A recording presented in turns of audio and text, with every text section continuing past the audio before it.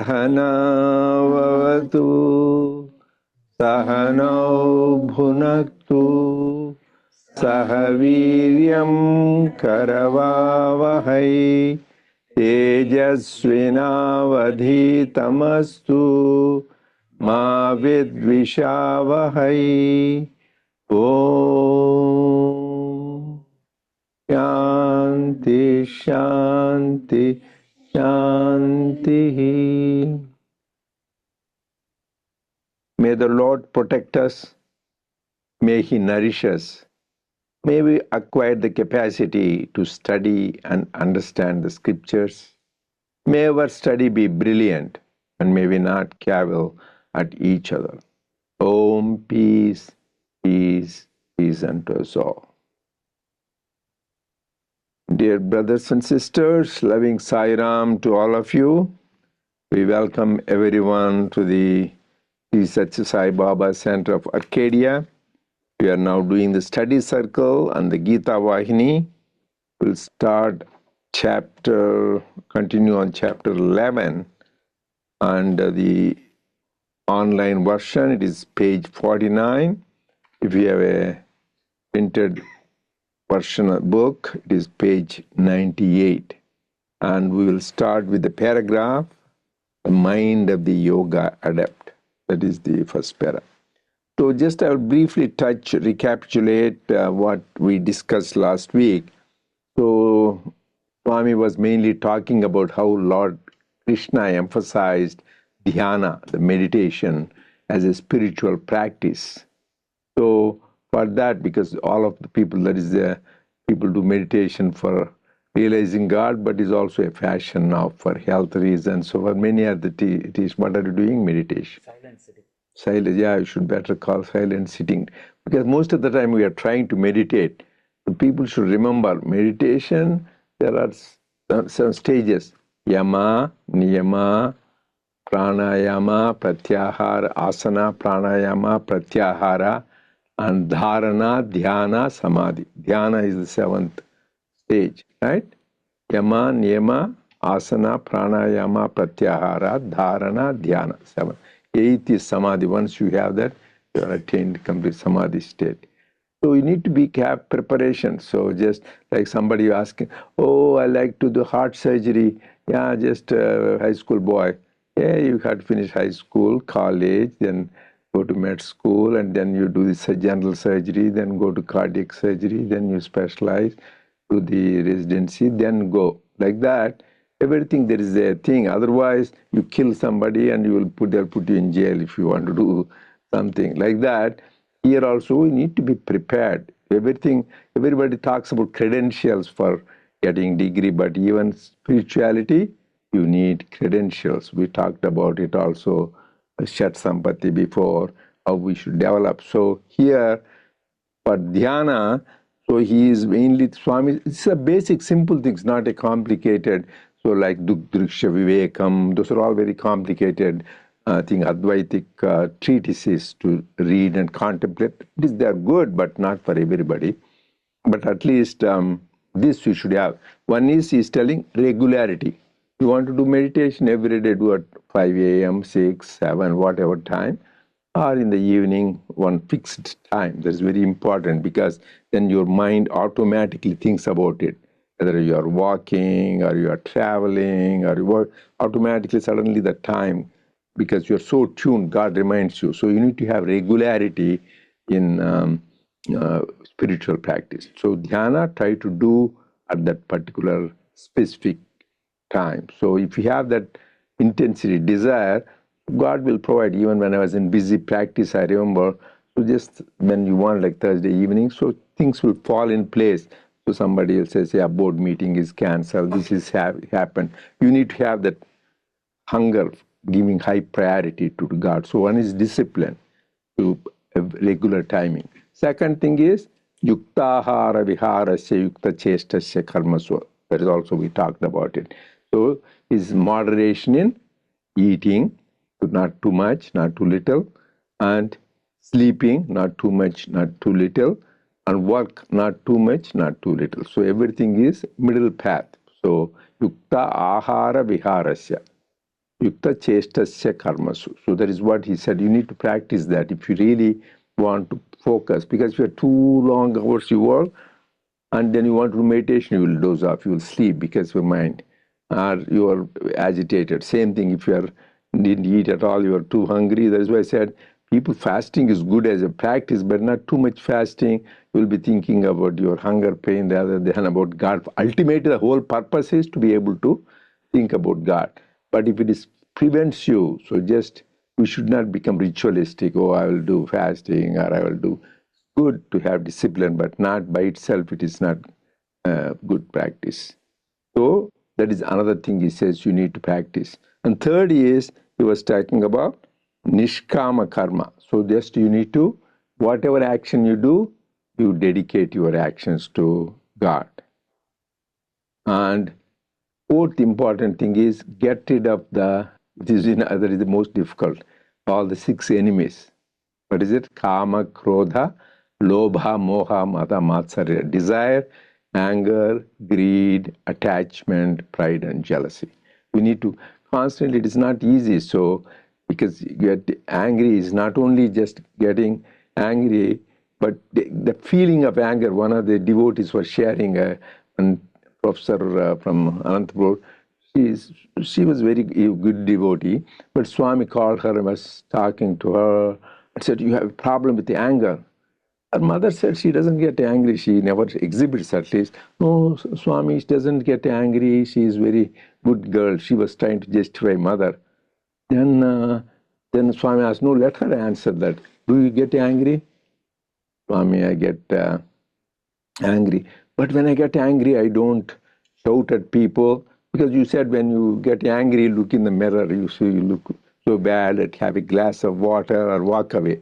What she does is, it appears in their halls, in the college, they have various halls to assemble and all that. She goes there, sits, take a mop and goes on rubbing, so it lets out the emotion or the anger outside. So I don't do anything, just I get out the emotion through my anger by doing that. And then I cool down after doing that. So even that, you should not prevent it to come. So once I know it comes, you are not harming anybody. But even you should, even that is also one more step. You should even prevent the step, not to even get angry. That is the thing. So if you do that, then meditation becomes much easier. So these are the various things we talked about.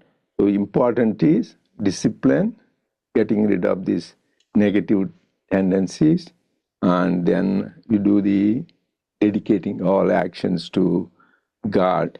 Then, so moderation, food, sleep, and good, everything. That's all. People, we need to digest. That is what Shravanam, Mananam, Nididhyasana. So that is what, otherwise it comes from here, goes there, then it is wasting our time. Okay, so that is what we discussed last week. So as the discussion happens, anybody else wants to make any comments? That is why all of you please study it, contemplate what we discussed for this 1 week, whenever you have quiet time, and you can tell your viewpoints, your understanding, what it is, comments, questions, then we will be good. So last week somebody was telling me, oh, it was very engaging. Everybody was participating in the discussion, part of it last week, because when it came to gadgets, cell phones, because everybody has it discussion, everybody gets excited and got involved in the discussion. So, but we should be, same thing, show that passion for the spiritual practices. So that is the thing. So now we can continue on the page 98. Sairam, I just want to share one thing. Yeah, please go ahead. This is whatever, anybody. Contemplating from last week's satsang, as you said about the Ashtanga Yoga, one thing that I observed, the first steps, like first 7 steps, takes effort. Controlling the mind and the senses and all that stuff. But once you get into that samadhi, cervical samadhi, then you just slip into that kind of deeper state, which is nirvikalpa samadhi. It reminds me like, we see the kids on their skateboards. So nicely, they kind of push it with one leg. And then once that momentum comes, they just put so comfortably both feet on that, and then it just rolls. I think also for us, another thing is just coming to satsang, and I think that just flow happens with Swami's grace. I realize, because no matter where you are, what you're doing, you feel like you want to be here. You want to come and you wanted to participate. And also, I know it's unrelated, but I wanted to share is this is like a Swami's court. We're sitting and discussing this Gnana Yoga. I think in next page, Swami says that this wouldn't happen just as a random act, or just how many lives we skipped it to come this far, to sit in Swami's court and discuss the Gnana Yoga, which is the highest. I wanted to share that. Yeah. Only by the grace of God, we can think about God. Even to say Sai Ram, we think you automatically, sometimes there will be so many obstacles, you can't think about it. If you want to come to the center, do you think you are making your thing? God makes you come. So without that, some people want to come. Even when Swami was there, it used to happen to me. I want to go and see Swami suddenly. And he himself used to don't tell Narendra not to come because he's coming 2 minutes times and spending lots of money. So I used to go, but sometimes I didn't even plan to go. I was busy schedule. So he told my mother, she was sitting, oh, Narendra is coming. I was not planning to go. Then he told Dr. Sathya, he was in charge of the hospital, he was the director. Oh, Narendra Reddy is coming. They called me, so you're coming? I said, my God, I have busy schedule, booked for almost 6 weeks. They said, better you come. Swami is talking about you coming, so I have to cancel everything, bought a ticket, he makes it happen. So what it says, he is in charge. When you do the same thing, one of our, I talk about Gopal Rao, chairman of Andhra Bank, devotee many times. So he had a center just few houses from his house. For so many years, he didn't even know that exists. Because even though it is close by, unless God's grace is there, you won't hear about it. So we should always be grateful to Swami that we are able to have. And as you said, the power of satsang, the very fact we're all thinking about God, that vibration, it has a big impact. Actually, we are going to put an article in the Eternal Companion. There was one devotee who was writing, he's a dentist, a professor. So this guy, he was agnostic, he never believed in Swami. His parents were spiritual, but he was not interested.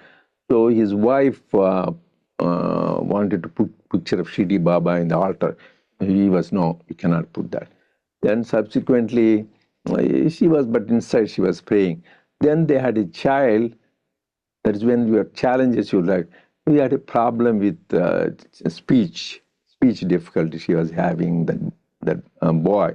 So then that lady was praying to Baba, and then still was improving, but not completely. So then they admitted that boy into a occupational therapy, just improve. So he was too. During that time, he had a friend in that place called Trichur, I think. I think, Kerala. So he went, and then he was a professor there, and then he met his old-time friend you meet. That guy was telling, oh, do you know about Sai Baba? Yeah, Shirdi Sai Baba, my wife prays, No, such Sai Baba. No, that guy is a fake Sai Baba. I don't say, so I want Shirdi Sai Baba. Oh, no, there's this. Then he said, no, my whole life is changed because of such Sai Baba. He's told all the stories. He was devotee for almost 20 years. Swami made all the difference. So this way goes on, hearing every time he goes, he hears. And slowly his mind, how he says, he never saw Swami, he never went to Puttaparthi. It was going on, his friend used to tell the stories. Then his wife went someplace, and along with the family for wedding, something she went. And then This guy suddenly so much desire, he wants surprise. He bought both the picture of Shirdi Sai Baba and Sathya Sai Baba and put in the altar. By the time she came, she saw that and she was shocked. Both, and she doesn't even know Sai Baba, Sathya Sai Baba. She knows only Shirdi Sai Baba. But she didn't complain. But then after a while, once she started reading Swami's literature, she also became a Sai Baba. So he was telling how he even directly didn't have contact with Swami, directly didn't go to, but that being the company of those good people, so they go on hearing. So bad or good, that's where the problem. The bad, the same problem. You hear about this political news, go on, it pollutes your mind. That's why we should be careful what you see and what you hear every time, particularly spiritual seeker, because it makes subconscious impressions. So that is why the power of satsang, that is why we have many stories about satsang, but we need to see all the opportunities to grab, be in the company of people who love God, sing His glories, do His work, study His teachings. That is a important, by itself is a sadhana. All great teachers said, so Sri Ramakrishna said that, and Swami said that, Shirdi Baba said that. So we all need to grab the opportunities, never lose opportunity for a satsang. Okay, so go ahead. The mind of yoga adept should be like the steady, upright, unshaken flame of the lamp kept in windless windowsill. Whenever the slightest sign of unsteadiness occurs, you should endeavor to curb the mind and not allow it to wander. Develop the consciousness that you are in all and the feeling of oneness that all is in you. Then you can take up and succeed in all the yogas. Then you are free from all distinctions such as I and others, or as Atma and Paramatma. The joy and grief of others will then become equally yours. You can then never harm others. Then all can be loved and adored in the awareness of that they are Sarveswara, the Lord. Lord Krishna declared that those who have attained this vision are really the supreme yogis. I know it's just a small paragraph. I'm going to stop here because next Arjuna is back. So, no, this is very important. Yeah, just to understand this is the essence of spirituality. Yeah, go ahead. So here, we already talked about if the mind wanders, to make sure, be careful and bring back. But I think the two things that I wanted to share is here, Swami just kind of puts in as a Atma and Paramatma, which is the Mahavakyam. So you need to realize that you're in all and feeling oneness, that all is in you, like Tattvamasi. And the other thing he said is, once you attain this vision, those are supreme yogis, which are gnanis, that who realize the that Atma gnanis. So those are the two. No, here this is very important here. He said not only that you should see in everybody. This is a beautiful shloka. Shri Krishna says, Yomam pashyati sarvatra sarvancha mai pashyati tasyaham na pranashyami sachamena pranashyati. Yomam pashyati sarvatra, who sees me everywhere, not someplace only in the temple. Sarvancha mai pashyati, in him everything you see. Tasyaham na pranashyami, I won't leave him and he won't leave him. Another place is Sarvabhutastamekam Sarvabhutani cha Atmani, who sees me in all beings. That is why when Lord Krishna gave the Arjuna Gita, Bhagavad Gita is told Arjuna. There is another famous Gita called Uddhava Gita. He is like a friend, and Uddhava is like a jnani. So he teaches him, he tells beautifully there, who is my devotee? The one worships, they call Achyavataram, like you go to a temple, you see in a murti and you invoke the presence of God, they are beginning. Then they will see in all deities, so not only in the Vishnu, Shiva, or Brahma, but in Jesus, Buddha, everything, all Sarva Deva Namaskaram Krishna. Then they see in next, that is next stage. Then next stage you'll see in all beings. Everywhere they are all nothing but they see God. That is the ultimate, that is the highest egoist. You should be able to, don't confine God to only that. It's nice to see him in temple, mosque, or synagogue, or a church, but you should be first take that all, as Swami said, all names and forms are mine. And finally, all beings are mine. And second important point is, these great masters who realize that oneness, because they see in everything God, they feel their joy and grief for others as their very own. That's very important. Actually says, Atmopanyena sarvatra samam pashyati o Arjuna, sukham va yadiva dukham. Sayogi, that is what actually Swami, Sayogi paramomataha. He is the highest yogi who feels the pain and suffering as one's own. That is why this great, like Sri Ramakrishna, somebody was walking in the lawn. We don't practice that much.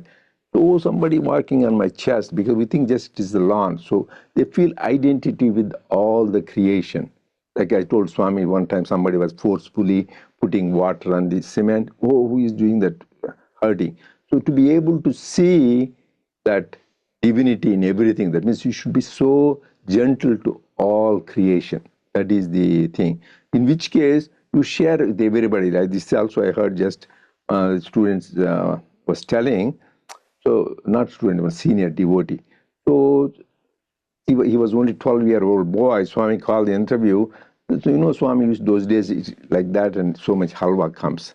So he materialized and he used to halwa.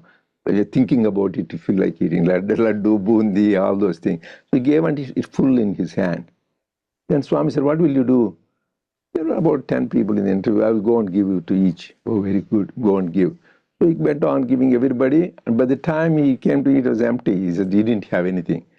Swami, yo papa. Swami said, poor guy. Then Swami said, okay.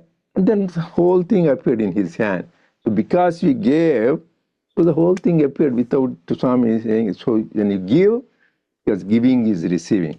And similarly, there was another guy who was another also student. So Swami took a stone, and Chitrati used to take, and he gave it to him. Hey, what is this stone? Hey, look at it. It became a kalkanda, rock candy. The whole thing, whole stone became a rock candy. Swami asked, what will you do? Eat, Swami. So he said, Swami, give it back. He took, it became a stone again.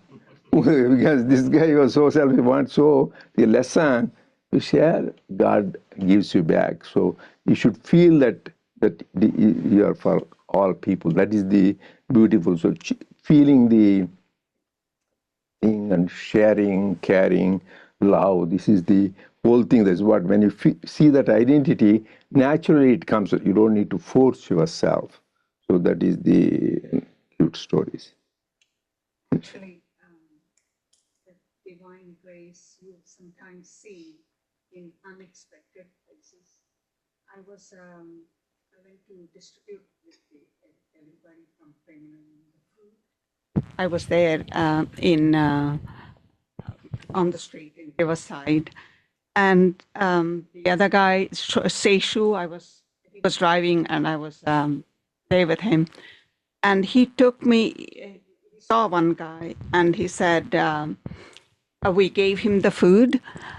We gave him the packet, and he said, Seishu said, not from our center, someone else. He said, this guy can sing bhajans. And I said, I want to hear, ask him to sing. And he sang such beautiful Devi bhajan. I couldn't believe it. I was stunned. And I said, where did you learn it? And I looked for a Bhagavad Gita. Somebody gave me that book. I read Bhagavad Gita, and then I went and looked for this same music, and I learned from the radio, from the internet or something. He learned, it seems. And I said, "Where is your Bhagavad Gita now?" He said, "I lost it. Somebody stole it from me." And then the following week, last week, I went with the Bhagavad Gita looking for him. I thought I'd find him. I haven't found him. But I still have it there, and I'm going to try. And if I find him, I want to give him the Bhagavad Gita. That was such a eye-opening experience. Seeing he looked for it. He actually seeked that singing Devi Bhajan. He memorized, and he was singing. He sang beautifully. And the guy said, "I tried to record it. I couldn't record it. Twice he tried, it seems. He couldn't record it." And I also come across students, they are not spiritual or anything, but they do meditate. And I asked them, "Why do you meditate?" Said, "To increase concentration." I think that is also, they may not know the great, the blessing they have, the grace on them. They do meditate. And about the fasting, a lot of young people do this. And I said, why there may be other reasons they are doing that fasting, but what I admire, what is so striking to me is their discipline. They are doing it. They have control, or it's the control they have, the discipline they have to do that fasting. So it's not always who visit the temples and prayers that have the grace. Grace seems to be, God is there, showering His grace on everyone in different ways. Yeah, definitely. So He is omnipresent. And meditation, there is nothing on meditation. Most of the people do here, the yoga classes. A lot of people think yoga came from America. They don't know yoga started thousands of years from India, and they think this is the thing, and they charge. There is the only difference. They used to give yogis freely. So many. This meditation, people here, they do for developing concentration, for giving good health. In Harvard, Peter Ben began long time ago. There is one professor of medicine. He is the one who wrote Harrison, compiled it. So he did research long time ago that how the brain waves change and your heart, various parameters improve just by meditation. So that is for the side benefits, improving the which is also good concentration and help your mental health, physical health. But for us, the ultimate is to increase our love for God. That is the thing. But these are the side benefits. So that is good. So it is good that and you can never say judgmental. That is what one thing Lord Jesus also said in Bible, judge not, so that you may not be judged. So always judging others, good and bad. There is also mind automatically does that. We need to practice. Let their thing, their problem, that they will face. We should not waste our time about that pollutes our head. Because even such a great man like Vedavyasa, I told before, when he wrote Mahabharata, it is called Panchama Veda, because it is so much powerful, so many great truths, and it contains Bhagavad Gita, it contains Vishnu Sahasranamam, so powerful. So he was mentally agitated, he was depressed. Vedavyasa, can you believe that? He was saying, and then Sage Narada comes, he says, "Oh, I'm no peace." So the reason is you have problem. When you wrote Mahabharata, you have to write about this Shakuni, scheming, planning, Duryodhana doing bad things, trying to poison his cousins, all bad people you wrote. So when you involved in the writing, your mind gets into that character. That is why. So the solution is write about the Lord, Bhagavatam, about the glories of Lord Krishna. That is the Ganesha. That is why he wrote that. So the warning for us is even the things, anything watching in the TV, this political news, we think we don't make difference. We don't need to pollute our mind. So focus anything which connects to God. That is what we should be doing. That. So that is the another thing for our comments. So that then God's grace will come to anybody. Nobody is immune. Like sunlight, does it come only? It will sunlight will fall on the Ganges water and sewage water also. It will fall on garbage. It will fall on good food too. Sun doesn't discriminate. Hey, this is garbage. It will fall similarly good, bad. So similarly, like sunlight, God's grace is for all people. How you make use of it. So main thing is, son, you want to open the windows. Otherwise, he doesn't discriminate. This guy good, bad. This is the bad water, good water. Yeah. So everything like the same, similar to that is God's grace. It falls on everybody who is ready for that.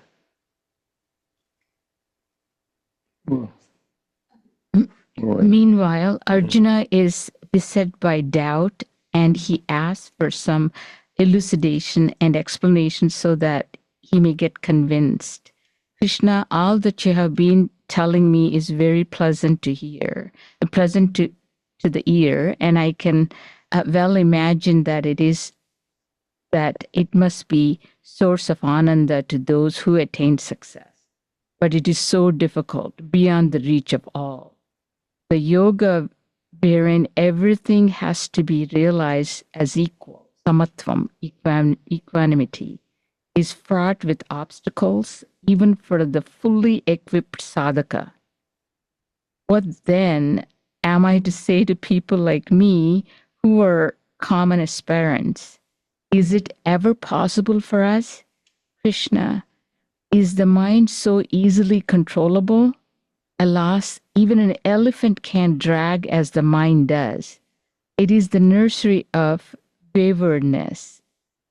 Its mullishness and obstinacy are also very powerful. It is terrible to shrew. It can never be caught. It will never halt at one place. It is like capturing the wind or bundling up water, the attempt to catch the mind and tame it. How can anyone enter upon yoga with such a mind? One seems as hard as the other, the twin tasks of controlling the mind and practicing the yoga.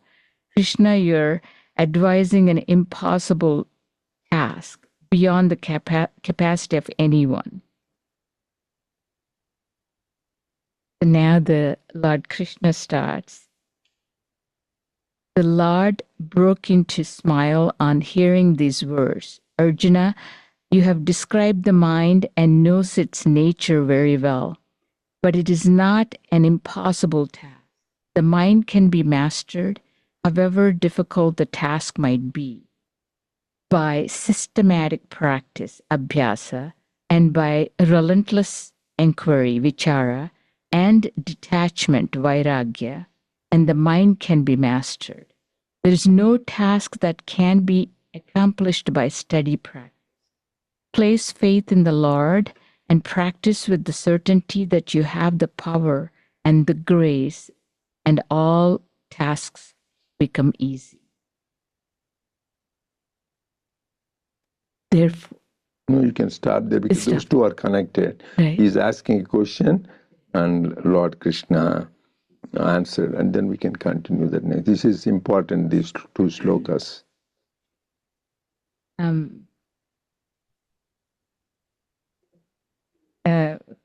Arjuna's question is, like, for all of us, how would you do this? Especially the mind so distracted. We talked about at the, and then also not only the life distractions and the both internal, external health, outside, and all three distractions.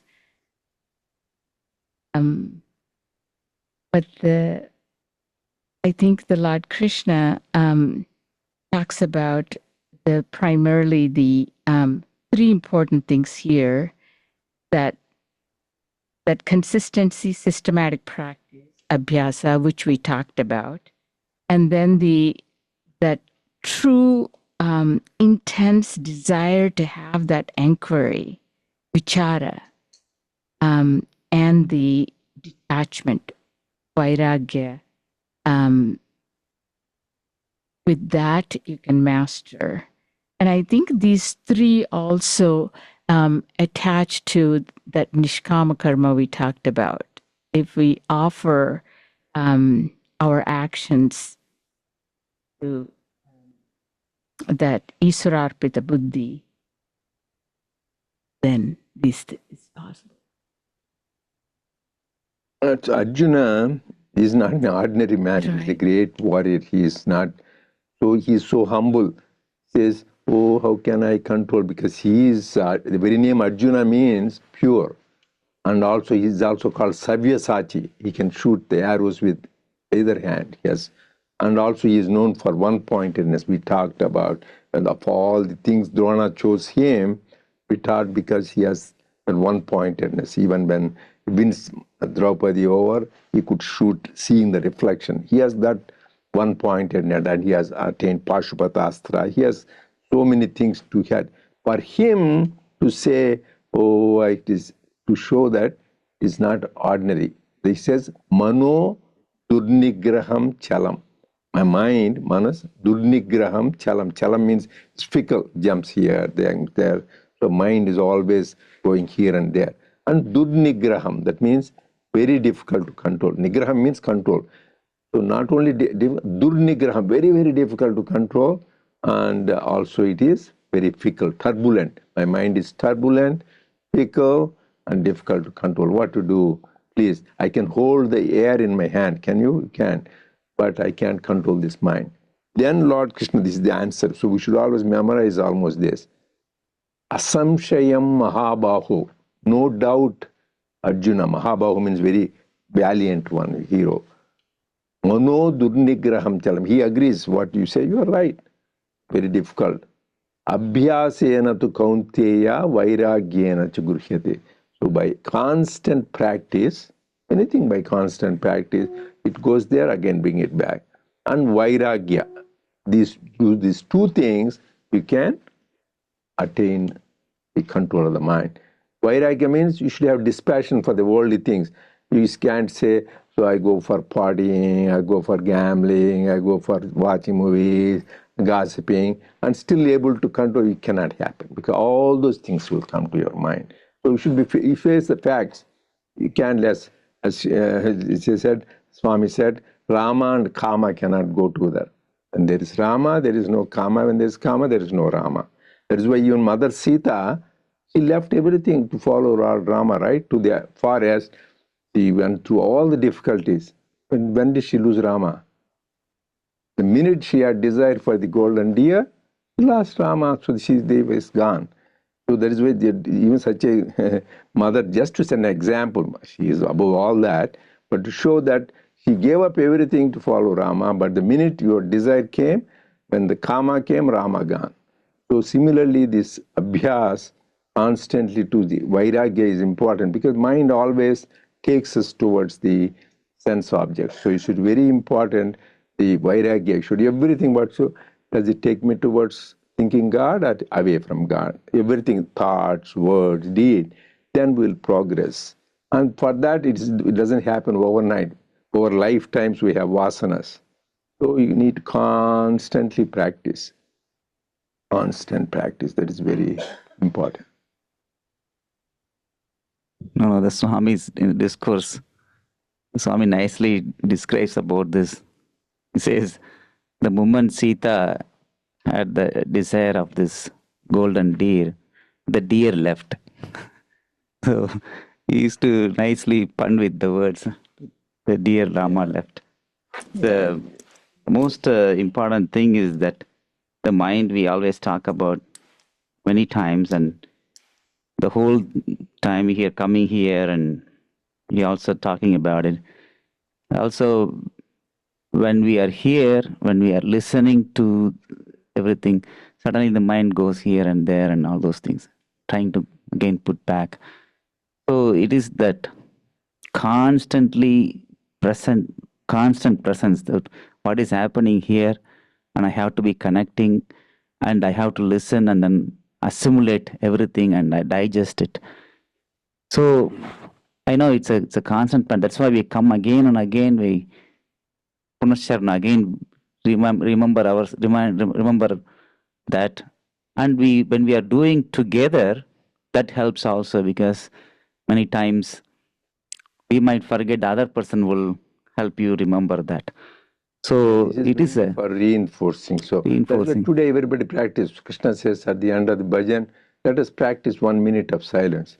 During that 1 minute, how much, all that whole minute, how much we can think of God. Everybody self-introspect and think.